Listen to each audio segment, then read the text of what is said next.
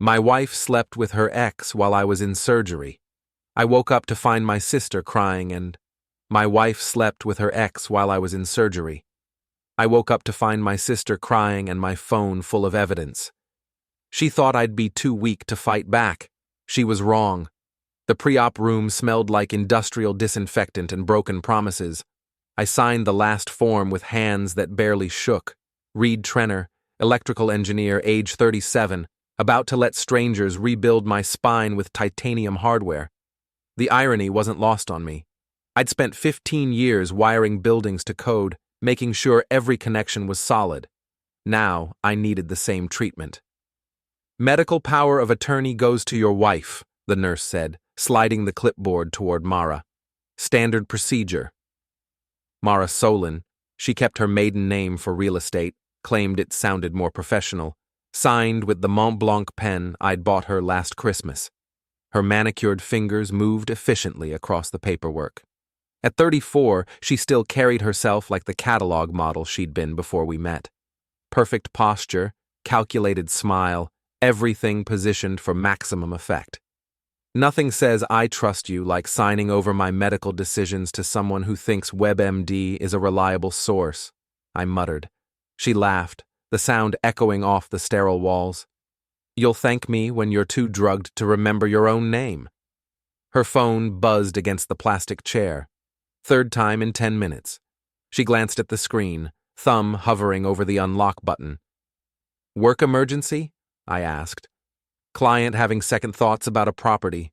You know how it is. She tucked the phone into her purse without responding to whatever message had arrived. I'll handle it after your surgery. The anesthesiologist appeared with his cart of chemical dreams. Dr. Martinez, young guy, competent hands, the kind of steady presence you want when consciousness becomes optional. Any questions before we get started, Mr. Trenner? How long until I'm functional again? 6 weeks minimum for basic mobility, 3 months for full recovery, assuming everything goes smoothly. Mara squeezed my hand. Her wedding ring pressed against my knuckles, white gold, princess-cut diamond, the whole traditional package. I'll take good care of you, baby. Promise. The IV needle slid into my arm with practiced precision. The world started going soft around the edges, reality blurring like watercolors in rain. Mara's face hovered above mine, lips moving in what might have been reassurance. Her phone buzzed again from inside her purse. See you on the other side, she whispered, kissing my forehead. The anesthesia pulled me under at exactly 7:14 a.m. I know because my sister Liora checked the surgical board later, cross-referenced it with the parking garage timestamps, built a timeline that would make a forensic accountant weep with joy. While Dr. Kessler opened my back and installed titanium rods along my lumbar spine, Mara's BMW pulled into the Marriott parking structure. Level 3, space 47B. Her phone's location services painted a detailed picture. Lobby at 7:52 a.m., elevator bank at 7:58, 8th floor corridor at 8:03. Room 847 was registered to Vossel Consulting, LLC. Corporate account, executive rate, king bed with city view. The same Damon Vossel who'd been Mara's first husband, the charming consultant who'd left her for a younger woman 5 years ago, then came crawling back when his startup folded and his trophy wife cleaned out his accounts. Liora sat in the recovery ward, watching my vitals on the monitor while my wife's location dot settled into a hotel room across town. My sister had always been the analytical type, IT security analyst, master's degree in computer forensics, the kind of person who read software agreements and actually understood them. She'd set up our family's cloud sharing system, synced all our devices for convenience and security. That morning, convenience became surveillance. She watched Mara's location remain stationary for 43 minutes. Watched the hotel's Wi-Fi network appear in my phone's connection history. Automatic sync from Mara's device. Watched photos upload to the shared drive, metadata intact, timestamps precise. By 9:30 a.m., while surgeons were installing the final screws in my vertebrae, Liora had downloaded enough evidence to end a marriage. Hotel confirmations forwarded to Mara's secondary email account. Text message backups revealing months of planning. Calendar entries disguised as client meetings. The folder on my phone was titled, Today's Betrayal.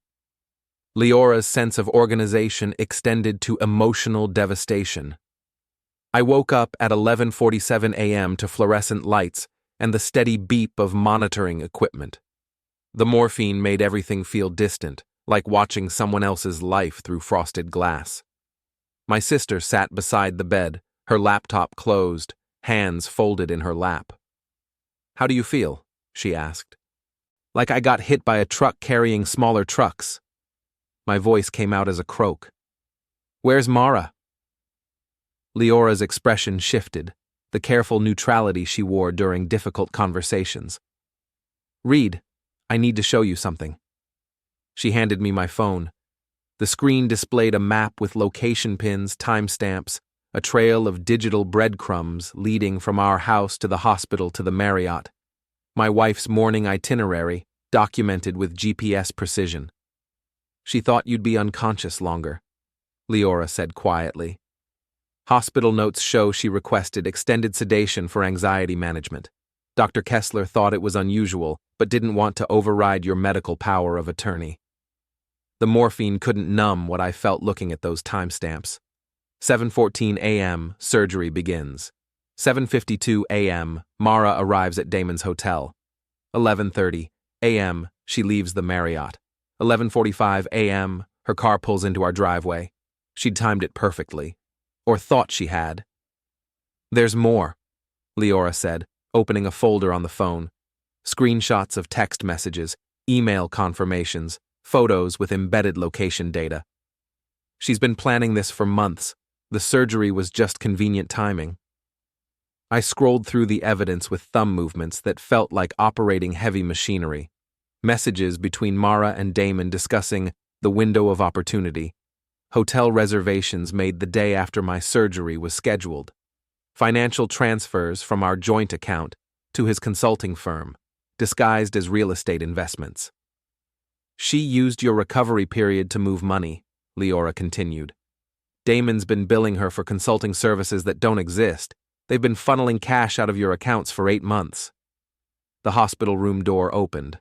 Mara walked in carrying coffee and flowers, her real estate smile firmly in place. She looked refreshed, like someone who'd spent the morning at a spa instead of betraying her husband while he was unconscious. "You're awake. How are you feeling, sweetheart?" She approached the bed, leaning down for a kiss. I turned my head away. Tired. Really tired. The surgery went perfectly. Dr. Kessler said the titanium placement was textbook. She set the flowers on the bedside table, arranging them with the same attention to detail she brought to staging houses for sale. "I've been here the whole time, waiting for you to wake up." Liora closed her laptop with a soft click. "Actually, Mara, the visitor log shows you left around 8 this morning. Didn't return until noon." Mara's smile flickered. "I went home to shower and change clothes. Hospitals aren't exactly comfortable for overnight stays." "The Marriott has nice showers too," I said. The flower arrangement stopped moving. Mara's hands went still, her face cycling through confusion, calculation, and something approaching panic. "I don't know what you're talking about." I held up the phone, showing her the map with its incriminating timeline. "Your location services were still on? Amazing how technology works these days." She looked at the screen, then at Liora, then back at me. The real estate smile was completely gone now, replaced by the expression she wore when deals fell through and commissions disappeared. "Reed, I can explain." "I'm sure you can. You always were good with explanations." The morphine was wearing off, replaced by something sharper and more focused. "But right now, I need to rest. This titanium spine is going to take some getting used to." Mara reached for my hand. I pulled it back, the movement sending pain through my surgical site. Worth it to see her flinch. "We'll talk when I get home," I said, assuming I still have a home to go to. She left without another word, her heels clicking against the linoleum floor like a countdown timer. Liora waited until the door closed before opening her laptop again. "There's more evidence," she said. "Much more. But I wanted you to see the basics first." I stared at the ceiling tiles, counting the tiny holes in each square. Hundreds of them, maybe thousands, all perfectly aligned in a pattern someone had designed for maximum acoustic absorption. Everything in its place. Everything serving a purpose. My marriage had holes too. I just hadn't been looking close enough to see them. The next morning brought Dr. Kessler with his clipboard and professional optimism. Tall guy, early 40s, the kind of surgeon who explained procedures like he was teaching a graduate course. He'd rebuilt my spine with the precision of a master craftsman, and now he wanted to discuss the warranty. "Pain levels are manageable?" he asked, checking the chart. "Compared to what I learned yesterday, the surgery feels like a massage." He paused, pen hovering over the notes. "Your wife mentioned you might be experiencing some emotional distress. Medication can affect mood, especially combined with surgical trauma." "My wife said that?" "She called this morning, concerned about your mental state, suggested we might want to extend your stay for observation." Dr. Kessler's expression remained neutral, but something in his tone suggested skepticism. I told her that wasn't medically necessary. Liora looked up from her laptop. "What time did she call?" "Around 7 a.m., quite early for a concerned spouse." I did the math. 7 a.m. was when visiting hours started, when Mara could have been here in person if genuine concern motivated her. Instead, she'd called from home, trying to keep me sedated and hospitalized, while she managed whatever damage control her situation required. "Doctor, can you pull up the anesthesia notes from yesterday?" Dr. Kessler frowned but accessed the digital records on his tablet. "Standard protocol, though there was an unusual request from your wife about extending sedation time." "Unusual how?" "She claimed you'd expressed anxiety about waking up during surgery, asked if we could keep you under longer than necessary, for psychological comfort." He scrolled through the notes. I approved an additional 30 minutes of anesthesia. In retrospect, the request seemed convenient. Convenient. That was one word for it. Mara had bought herself an extra half hour with Damon, paid for with my unconsciousness and her medical power of attorney. "Can I get copies of those records?" Liora asked. "For legal purposes?" "Divorce purposes," I said. Dr. Kessler nodded slowly. "I'll have the records department prepare everything. Mr. Trenner, I have to ask, do you feel safe at home? Your wife has significant control over your medical decisions right now." The question hung in the air like anesthetic gas. Did I feel safe? With a woman who'd timed her adultery around my surgery schedule, who'd tried to extend my unconsciousness for her convenience, who held legal authority over my health care while systematically stealing from our joint accounts. "I'll be staying with my sister during recovery," I said. Liora closed her laptop. "Reed's moving in with me today. I've already prepared the guest room." "That's probably wise." Dr. Kessler made notes on his tablet. "I'm also going to revoke the medical power of attorney. You're conscious and competent to make your own decisions." After he left, Liora showed me what she'd discovered overnight. Her forensic skills had turned our family cloud storage into an evidence locker. Email threads between Mara and Damon going back 18 months. Financial records showing systematic transfers from our accounts to his consulting firm. Hotel reservations, restaurant charges, even a jewelry purchase from Tiffany that I'd never seen. "She bought him a watch," Liora said, showing me the receipt. "Rolex Submariner, $42,000 from your money market account."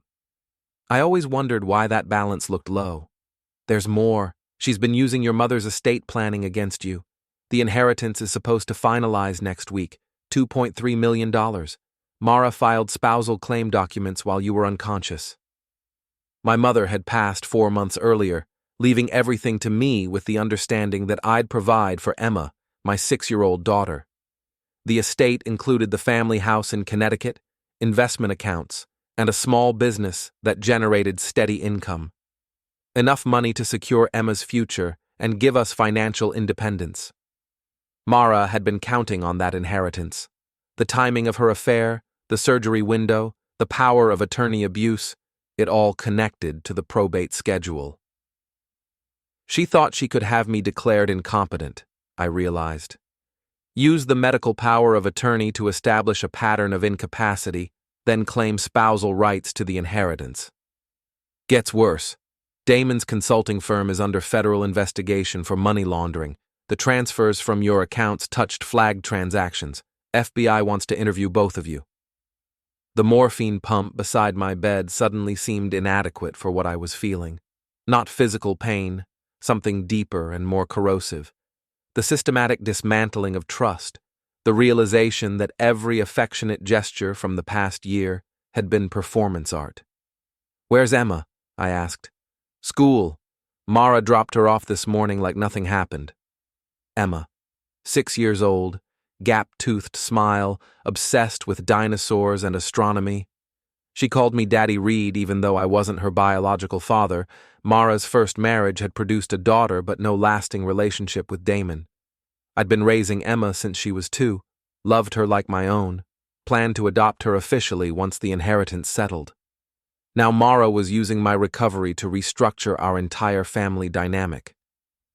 "I need to see my daughter," I said. "Mara filed for emergency custody yesterday evening. Claims your medical condition makes you unfit to parent."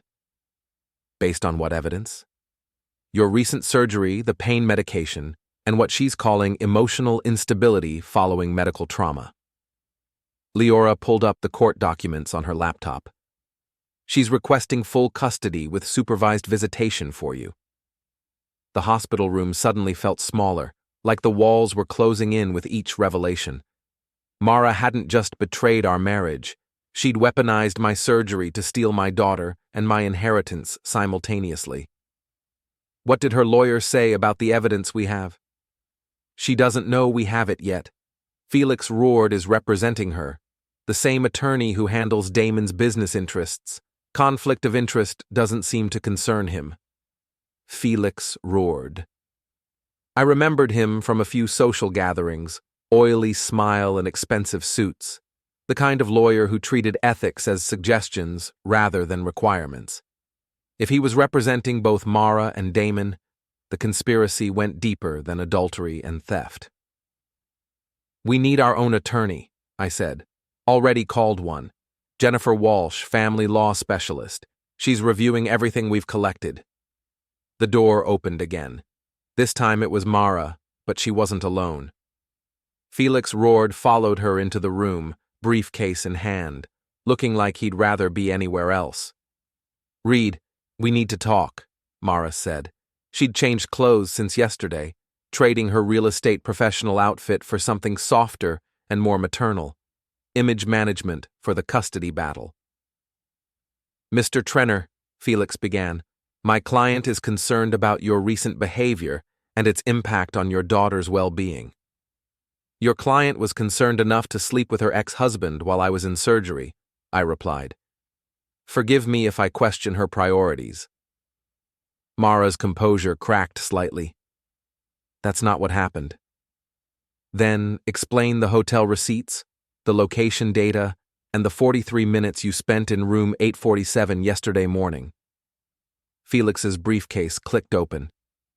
"Mr. Trenner, you're clearly experiencing emotional distress.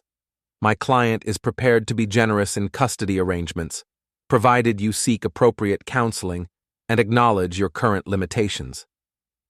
"What kind of limitations?" "Medical incapacity, recent surgery, dependence on narcotic pain management." He pulled out a document thick with legal language. "This agreement ensures Emma's stability while you recover." I looked at the papers without touching them. "And in exchange?" "You acknowledge that your current condition makes you temporarily unfit for primary custody.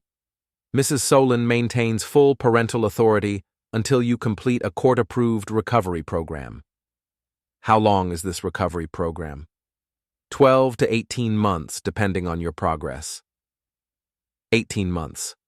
Long enough for the inheritance to settle under Mara's influence, for Emma to adjust to a new custody arrangement, for Damon to establish himself as a father figure. They'd planned this like a corporate takeover, using my surgery as the opening move. "I'll need time to consider this," I said. "Of course," Felix replied, but his tone suggested time was limited. "We'll need an answer by tomorrow morning." After they left, Liora opened her laptop again. "Jennifer Walsh wants to meet this afternoon. She says we have enough evidence for fraud charges, but the custody situation is more complicated." "How complicated?" "Mara's playing the concerned wife card. Claims she's protecting Emma from your unstable condition. Without independent witnesses to contradict her narrative, it becomes he said, she said." I stared out the hospital window at the parking garage where Mara's BMW had sat yesterday morning while she betrayed everything we'd built together. The titanium rods in my spine felt solid, permanent, unbreakable. Maybe it was time to find out if the same was true for my resolve. "Get me discharged," I said. "I'm done being a patient." Jennifer Walsh's law office occupied the 15th floor of a downtown building I'd wired 3 years earlier. Fitting that my own electrical work powered the lights illuminating my divorce proceedings. I recognized the junction boxes, the cable runs, the methodical connections that kept everything functioning smoothly. Unlike my marriage. "The evidence is overwhelming," Jennifer said, spreading printouts across her conference table. "Financial fraud, adultery, abuse of medical power of attorney. But custody battles aren't won on evidence alone." She was younger than I'd expected, maybe 35, with the focused intensity of someone who'd built her reputation on difficult cases. Her office walls displayed certificates and awards, but also family photos. She understood what I was fighting for. "What's Mara's strongest argument?" I asked. "Your recent surgery and current pain medication use. She's painting you as temporarily unstable, claiming she's protecting Emma from an unpredictable home environment." Liora opened her laptop. "What about the hotel evidence?" "Helpful for the financial case, but custody judges focus on parental fitness. Adultery doesn't automatically disqualify someone from raising children." "What about the inheritance angle?" Jennifer pulled up a document on her tablet. "That's where we have leverage. Your mother's will specifically designates you as Emma's guardian and trustee for her educational fund. If we can prove Mara's actions were motivated by financial gain rather than Emma's welfare, it changes the narrative." The inheritance. $2.3 million that represented my mother's life work, the house she'd restored, the investments she'd managed, the small antique business she'd built from nothing. She'd wanted that legacy to secure Emma's future, not fund Mara's affair. How do we prove financial motivation? Timeline correlation. Show that Mara's custody filing coincides with the inheritance schedule, not with any actual change in your parenting ability. Liora pulled up a calendar on her screen. Surgery scheduled 2 weeks before probate finalizes. Custody filing submitted the day after surgery. Emergency hearings requested to coincide with estate settlement. "Perfect timing," Jennifer noted. "Too perfect to be coincidental." My phone buzzed with a text from an unknown number. "Reed, this is Damon. We should talk before this gets out of hand." I showed the message to Jennifer. She photographed it with her phone. "Don't respond yet," she advised. "Let him make the first move. Desperate people make mistakes." "What about Emma? I haven't seen her since the surgery." "Mara's required to allow supervised visitation. I'm requesting an immediate hearing to establish temporary custody arrangements." The elevator ride down to the parking garage gave me time to think. 15 floors of descent, each level taking me further from the legal complexities and closer to the practical reality of fighting for my daughter. The titanium in my spine felt solid, supportive, like having a steel framework where weakness used to live. Liora drove us back to her house, a modest colonial in a neighborhood where people minded their own business and children played in fenced yards. She'd converted her home office into a command center, multiple monitors displaying financial records, legal documents, and communication logs. How long have you been planning this? I asked. Planning what? The evidence collection, the forensic analysis, the legal coordination. This isn't amateur work.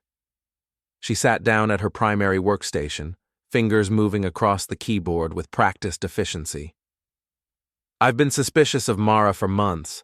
The financial transfers looked wrong, her schedule didn't match her claimed appointments, and she kept asking questions about Mom's estate. Why didn't you say anything? Would you have believed me? Honest question. Would I have accepted that my wife was systematically betraying me, stealing from our accounts, and planning to use my surgery as cover for a custody grab? Probably not.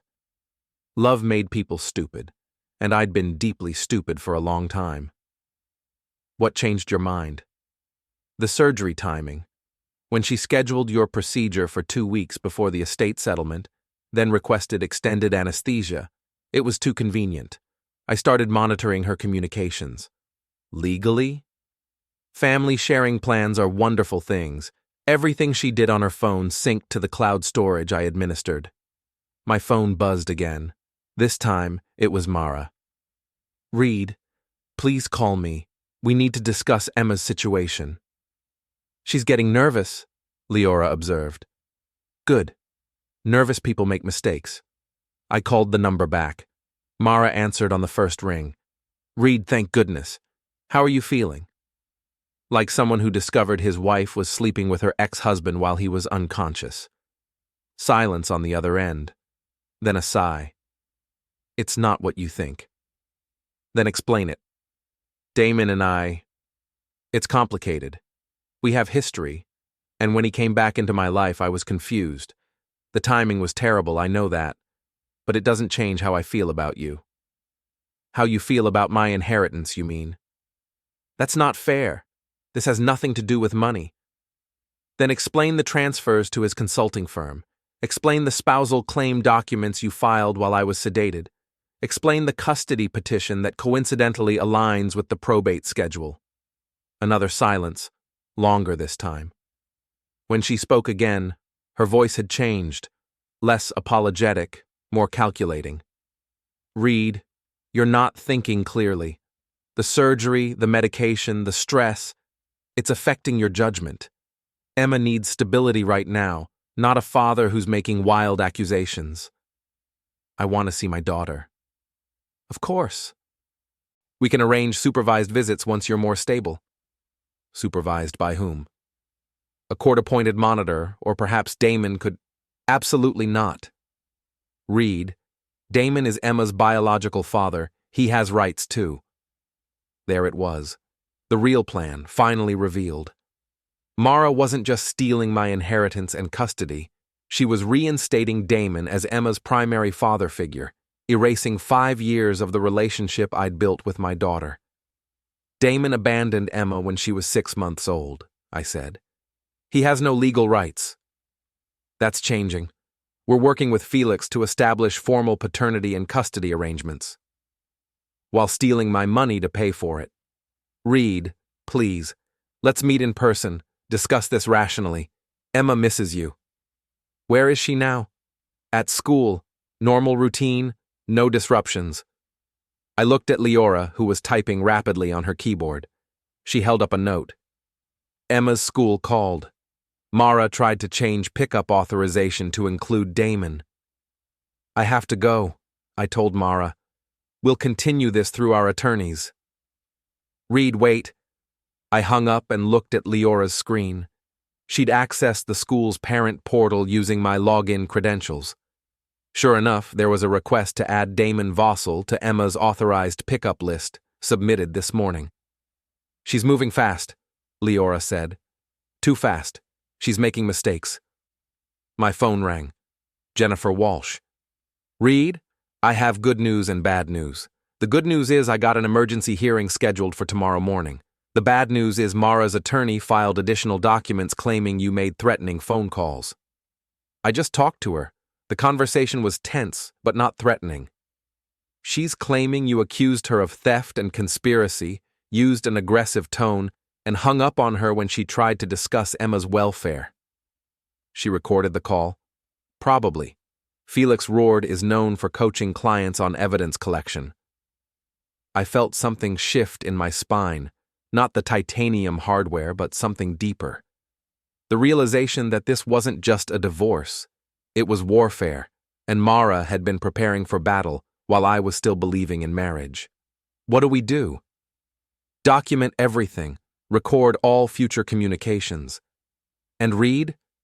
From now on, assume every interaction is being used against you.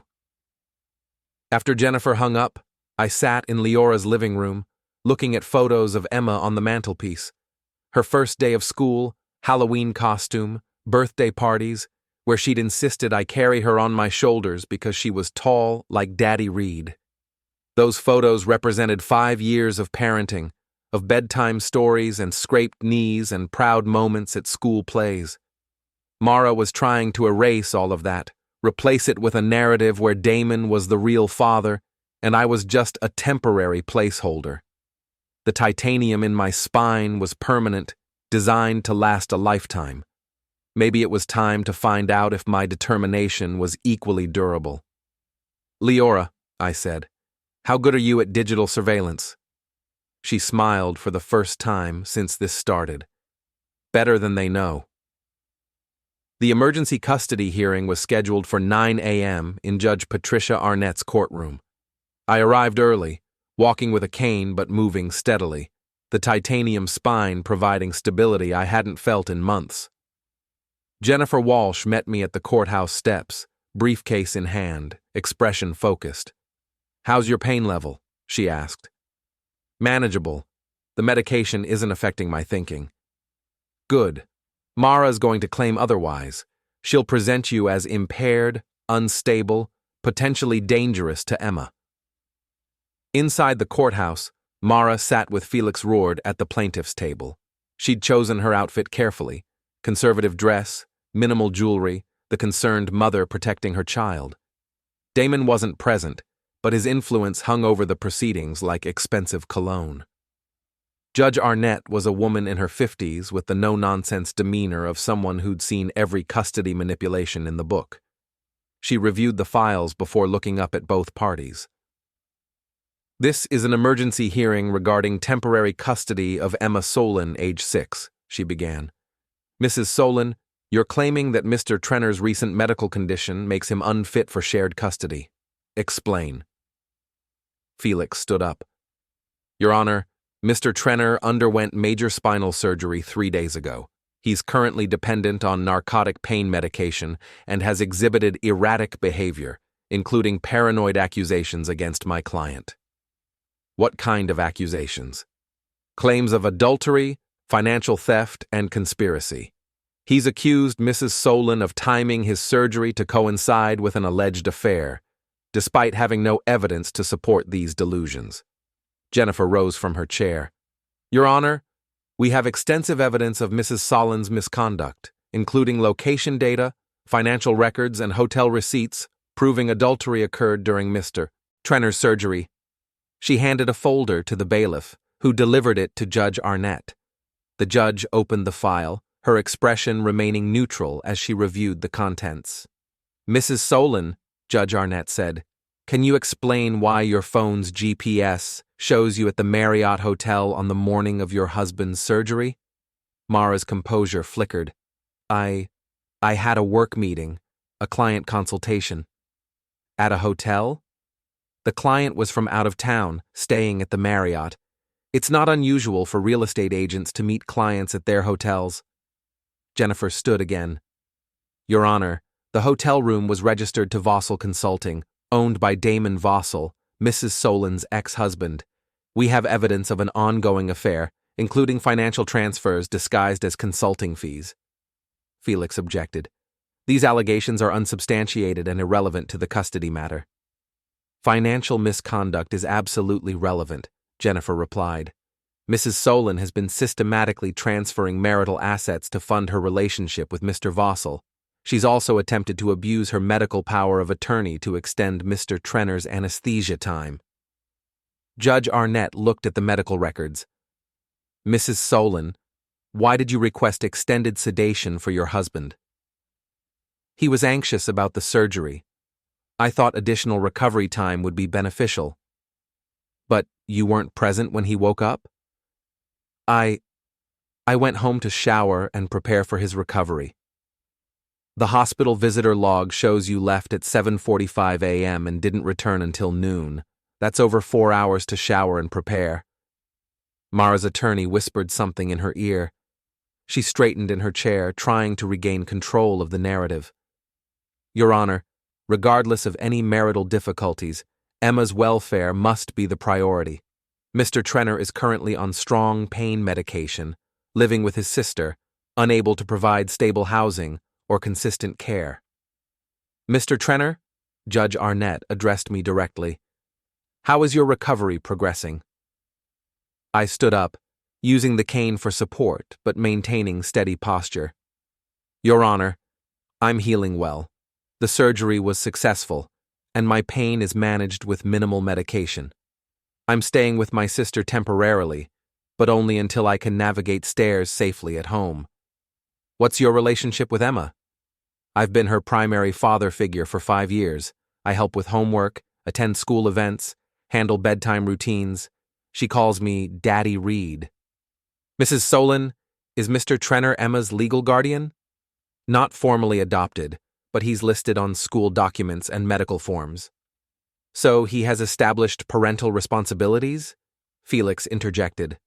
Your Honor, Mr. Vossel is Emma's biological father and is seeking to re-establish his parental rights.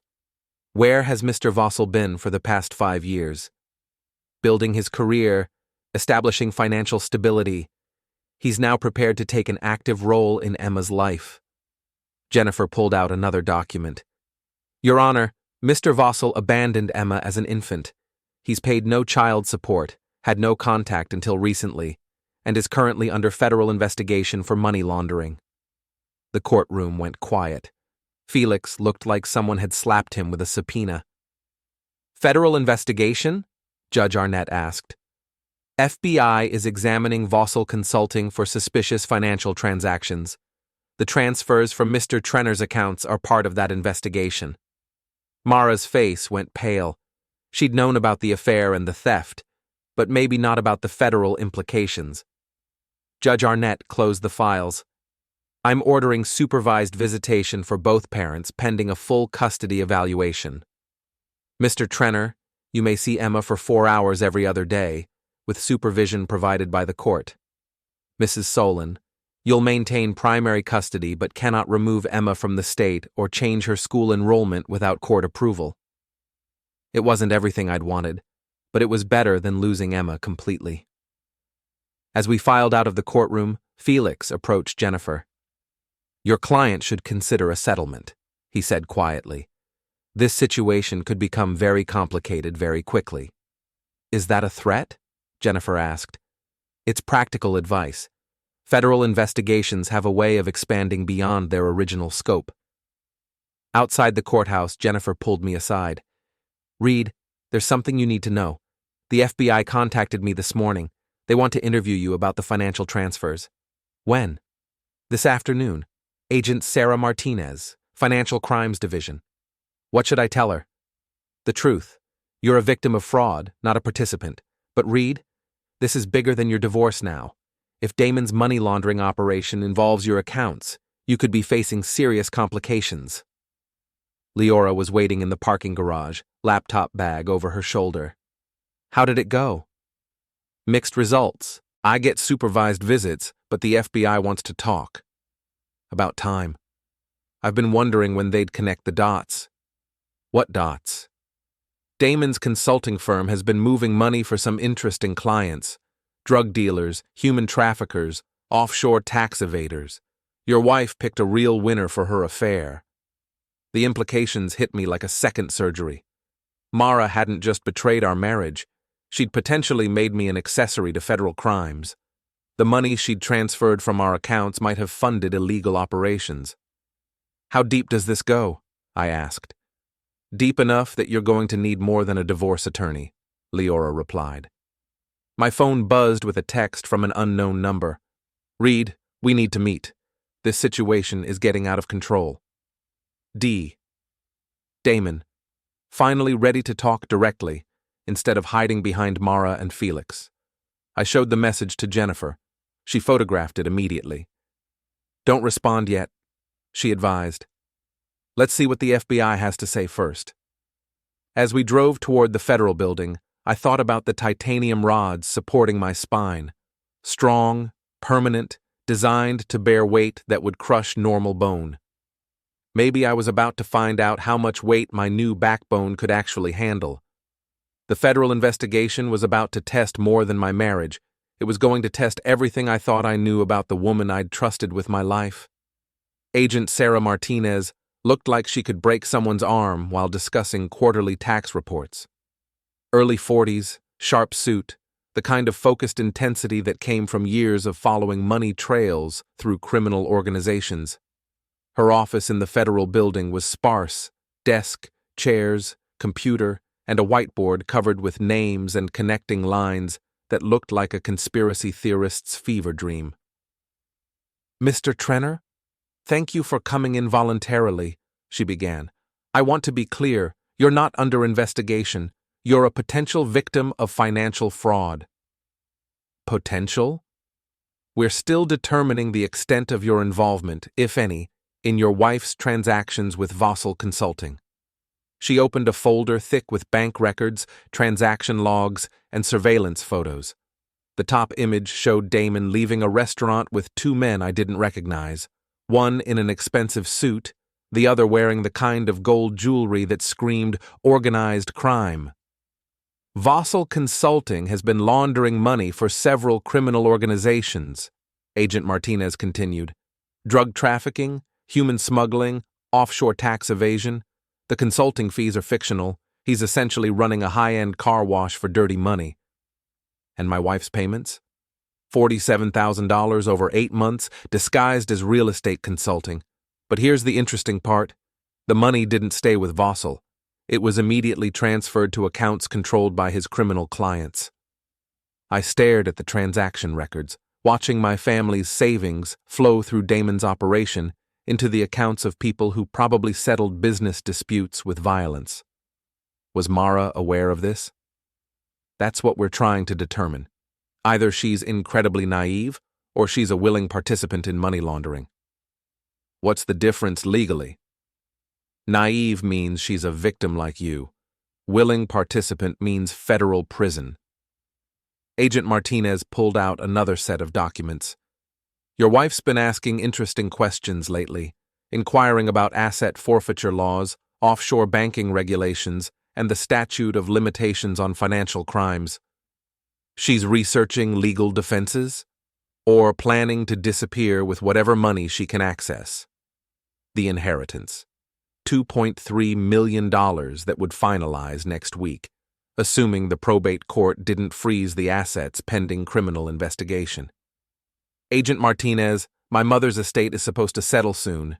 Can Mara access those funds? Not if we freeze them first. But she doesn't know that yet. My phone buzzed with another text from Damon. Reed, meet me at Riverside Park, 3 p.m. Come alone. We can work this out. Agent Martinez read the message over my shoulder. Interesting timing. He knows we're closing in. What do you want me to do? Meet with him. But you'll be wearing a wire, and we'll have surveillance teams positioned around the park. Is that safe? Safer than letting him run. Desperate criminals make dangerous decisions. An hour later, I sat on a bench in Riverside Park with a recording device taped to my chest and FBI agents positioned throughout the area. Damon approached from the parking lot, looking like a man who'd been sleeping poorly and drinking heavily. His usual corporate polish had cracked, revealing something anxious and unpredictable underneath. Reed, thanks for coming. Didn't seem like I had much choice. He sat down beside me, close enough that I could smell expensive cologne mixed with stale alcohol. Look, this situation has gotten out of hand. Mara never meant for you to get hurt. She just meant to steal my money while I was unconscious. It's not that simple. She was trying to protect herself, protect Emma. My business associates. They're not patient people. Your business associates? The consulting firm handles money for some demanding clients. When payments are late, they express displeasure in direct ways. So you use my family's money to pay off criminals? Borrowed it. I was going to pay everything back once the inheritance settled. Using money that isn't yours to promise. Damon's composure cracked further. Reed, these people don't care about property law or inheritance schedules. They want their money, and if I can't provide it, they'll collect from anyone connected to me. Including Mara? Including Emma. The threat hung in the air like toxic gas. Damon had dragged my family into his criminal world, used our money to fund illegal operations, and now my 6-year-old daughter was potentially at risk from his business partners. What do you want from me? I asked. Help me access the inheritance early. Your mother's estate has enough liquidity to cover what I owe. We can structure it as a loan, pay everything back with interest. And in exchange? Mara withdraws the custody petition. We disappear from your lives permanently. What about the federal investigation? What federal investigation? I looked directly at him. The FBI is investigating your money laundering operation, Damon. They know about the criminal clients, the fake consulting fees, everything. His face went white. You're wearing a wire. Yes. He started to stand up, then sat back down as he noticed the unmarked vehicles positioned around the park. How long have they been watching? Long enough to build a solid case. Reed, you don't understand what you've done. These people don't just disappear when the FBI gets involved. They eliminate loose ends. Then you better hope federal prison has good protective custody. Agent Martinez approached from behind a maintenance building, badge visible, backup agents emerging from their concealed positions. Damon looked around the park, calculating escape routes that didn't exist. Damon Vossel, you're under arrest for money laundering, wire fraud, and conspiracy, Agent Martinez announced. As they handcuffed him, Damon looked back at me. Reed, get Emma somewhere safe. My associates know where you live. The FBI took Damon into custody, but his warning echoed in my head during the drive back to Liora's house. If criminal organizations were involved, my family's safety had become a more immediate concern than custody battles or inheritance schedules. We need to move Emma, I told Jennifer Walsh when she called for an update. Where? Somewhere Mara can't find her and Damon's associates can't reach her. Reed, you can't just disappear with Emma. The custody order requires supervised visitation. The custody order didn't anticipate organized crime. Agent Martinez called while I was packing a bag. Mr. Trenner, we've arrested your wife. On what charges? Money laundering, conspiracy, and child endangerment. She knew about Damon's criminal clients and continued facilitating transactions anyway. Where's Emma? Safe. Child Services has her in protective custody until we can sort out the criminal aspects. I want to see my daughter. Tomorrow morning. We're still processing the crime scene at your house. Crime scene? Damon's associates paid a visit this afternoon. They were looking for something specific, probably financial records or evidence of where the money went. Your house has been thoroughly searched. The titanium in my spine suddenly felt insufficient for the weight I was carrying. My wife was in federal custody. My house was a crime scene, my daughter was in protective services, and criminals were actively looking for money that had been stolen from my own accounts. But I was still standing, still fighting, still determined to protect Emma and rebuild our lives from whatever pieces remained. The reckoning was just beginning. Emma's face lit up when she saw me in the Child Services visitation room, but her smile faltered when she noticed the cane and the careful way I moved.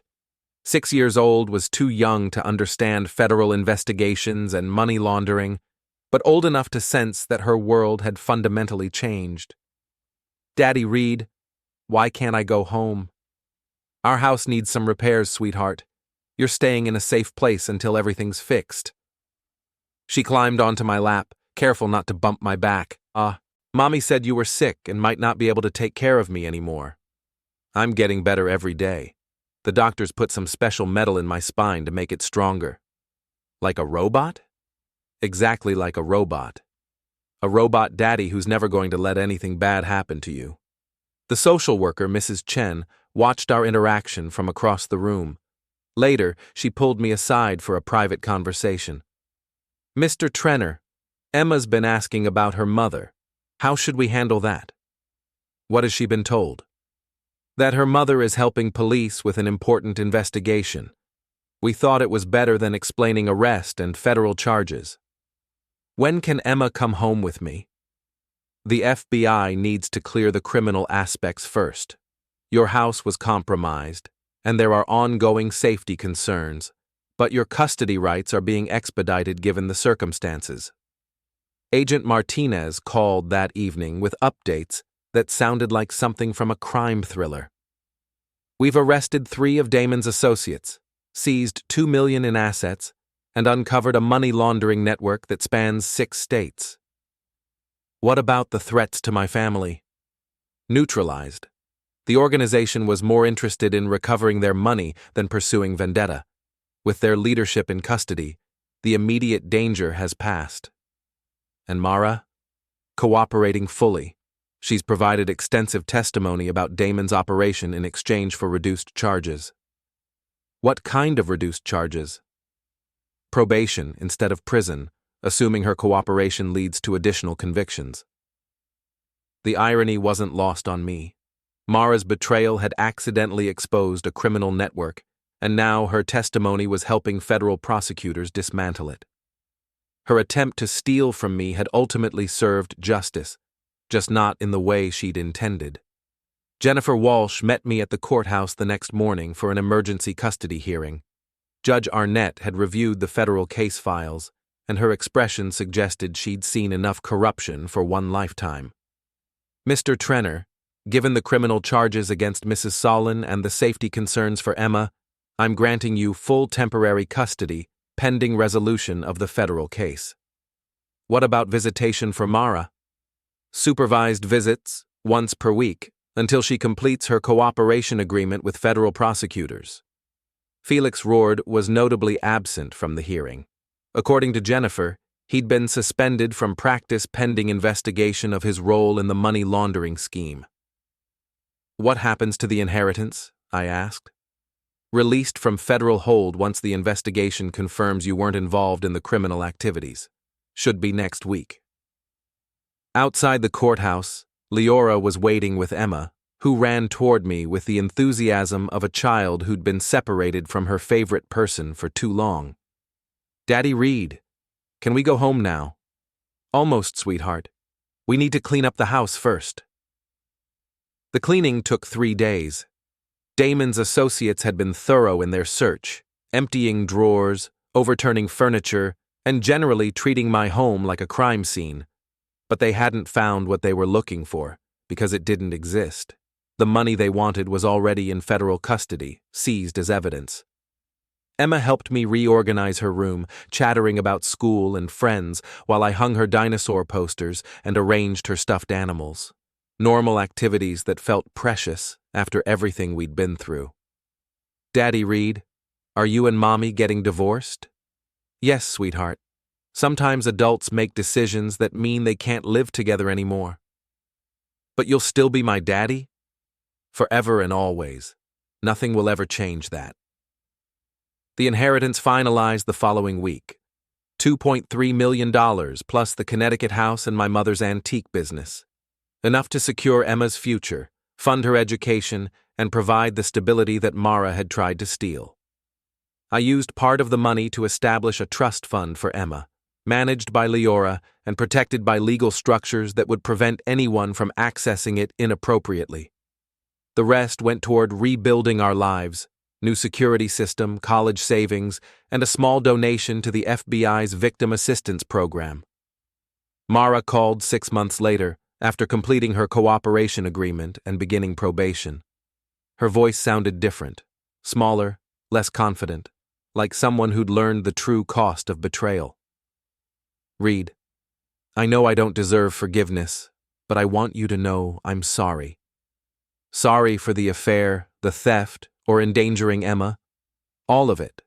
I made terrible choices and I lost everything that mattered. You lost everything because you chose to betray everything. I know, I wanted you to know that Emma has a good father, better than I deserved. She was right about that. Emma did have a good father, me. Not because of biology or legal documents, but because of 5 years of bedtime stories, scraped knees, school plays, and unconditional love. Mara's betrayal had tried to erase that relationship, but it had only made it stronger. The titanium rods in my spine had healed perfectly, providing the structural support I needed to rebuild my life. But the real strength came from something deeper, the determination to protect my daughter and the resolve to never again trust someone who would use my vulnerability against me. Emma started first grade that fall, excited about new teachers and friends. She still called me Daddy Reed, still climbed onto my lap for bedtime stories, still believed that her robot daddy could protect her from anything. She was right. The betrayal that was supposed to destroy me had instead revealed what I was truly made of. Not just flesh and bone, but something harder and more durable, something unbreakable,